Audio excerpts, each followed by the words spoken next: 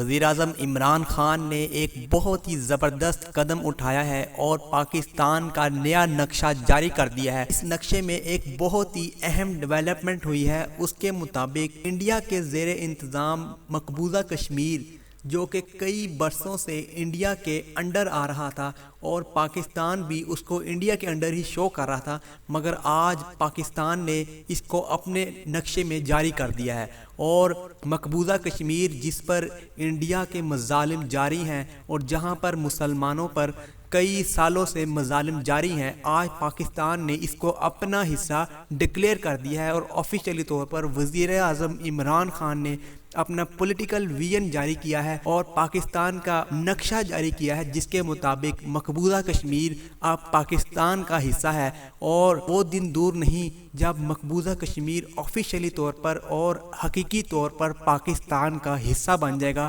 اور کشمیریوں کی یہ تحریک، جس میں وہ اپنی جانیں گنوا رہے ہیں، شہید ہو رہے ہیں اور اپنا خون